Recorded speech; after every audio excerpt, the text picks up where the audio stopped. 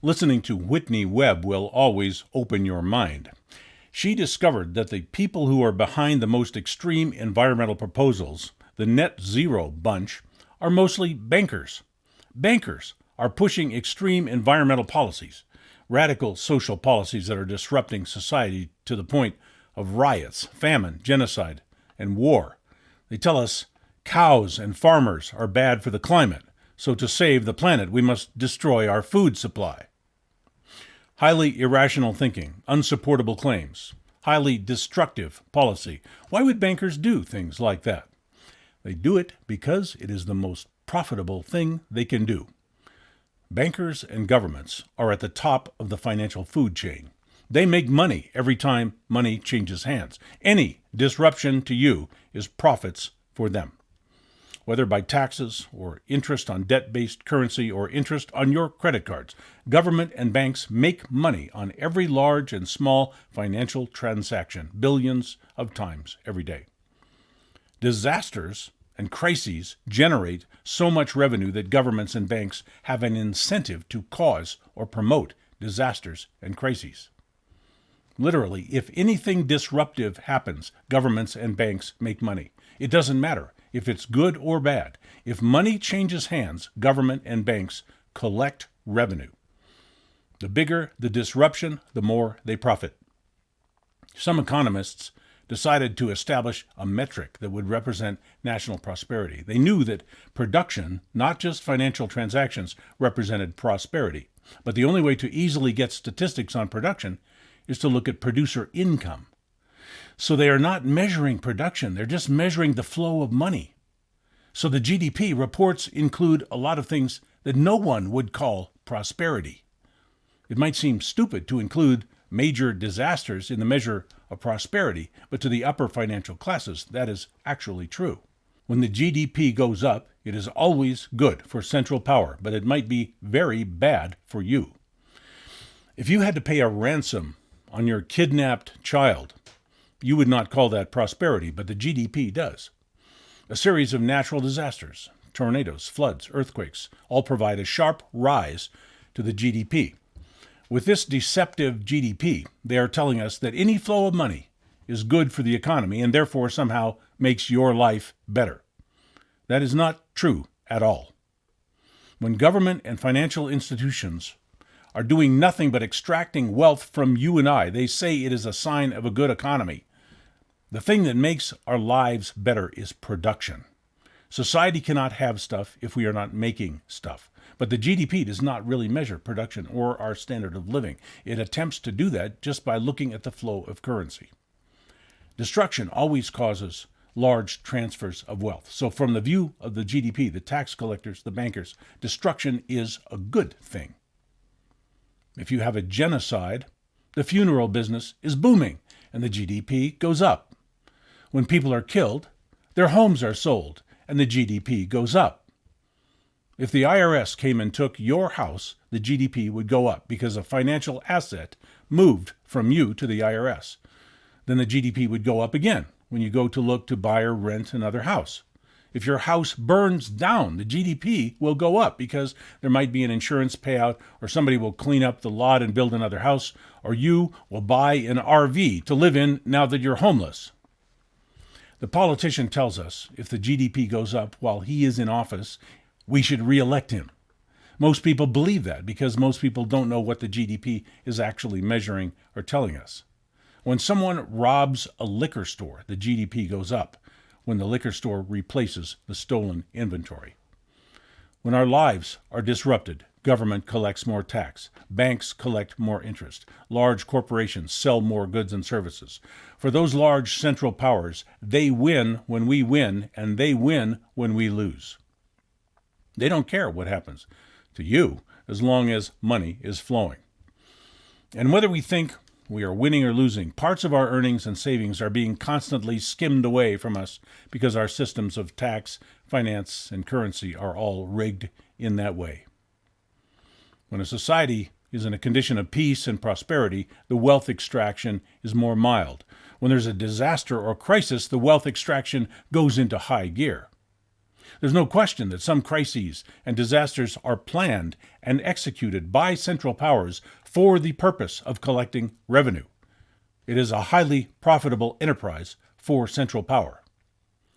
The most profitable thing for banks is war. During a war, governments turn to banks and borrow every penny the banks will allow them to borrow. In wartime, government raises taxes massively, in addition to excess borrowing. When the war is over, the tax rates generally remain at wartime levels forever. When governments allow private banks to manage their credit and currency, that government becomes a servant and slave to private bankers and financiers. Governments give up their sovereignty in this way. It's an absolute mystery that the people who so loudly protest the greed of corporations never seem to protest the greed of government. Banks cause wars because they would be foolish not to. It's how they gain control of governments. The Federal Reserve Act in 1913 turned every American into a tax slave, and that income tax was instituted for no other purpose than to pay interest to banks on loans made to the government with currency they print out of thin air. We are no longer citizens as much as we are victims of a massive scam. When you pay income tax, the GDP goes up because to the GDP, that looks like you purchased a service from government. GDP does not care that you did not get any service when you paid that tax. Money changed hands and the GDP went up.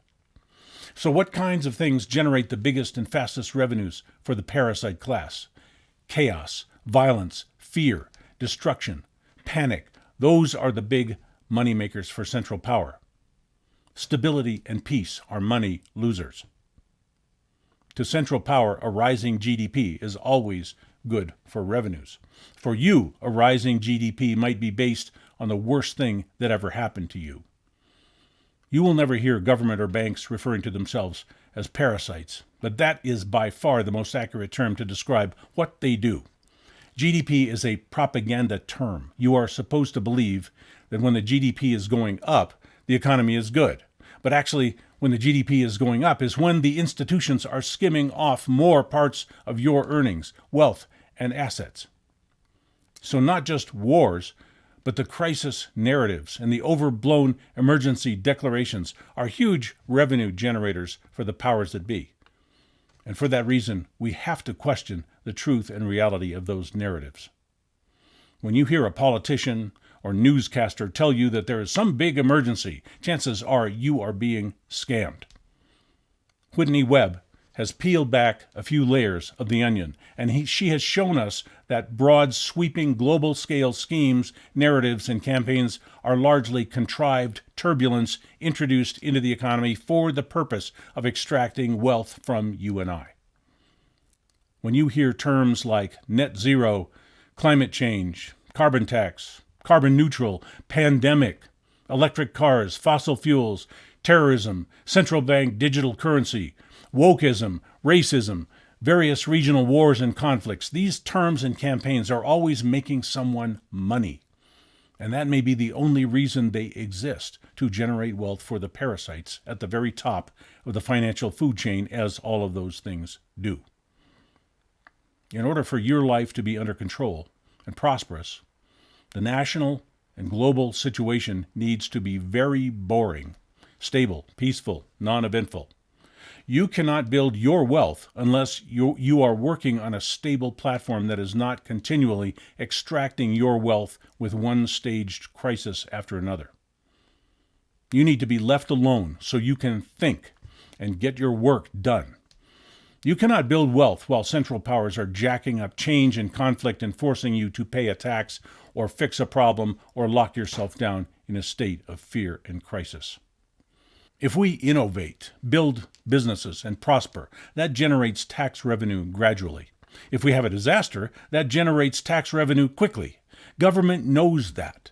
It collects more money when things are tumultuous. Government is now financially collapsing in a death spiral of debt. They're desperate for money, and they are not hesitating to introduce very destructive and disruptive programs in order to generate revenue and postpone a collapse of central power. They love to tell us about what government will do for us. But what matters now is what government is doing to us. What banks, corporations, globalists, secret societies of billionaires are doing to us. The reason the GDP report is not helpful is that it only shows how government, banks, and major corporations are getting rich. The parasite classes, not the people, not the small businesses, not the average family. So what do we need to look at? The critical measure is how many useful goods and services are being produced. It is production. We cannot buy and own things if we are not making things. If we want actual prosperity and a higher standard of living for everyone, the government will have to back down, stop meddling in everything, and let people keep what they earn. But government would prefer you did not even hear that message. Our YouTube channel has been shadow banned, and 10 of my videos have been censored without having violated any reasonable guidelines. So the only way this information can get out is if you share it one way or another. Please do so. Censorship, lies, mass surveillance is becoming commonplace in our media, and we are trying to be an antidote to that to promote freedom and truth. To see the solutions we're finding for you, please visit freedomtaker.com. And if you have solutions or ideas, please share them with us.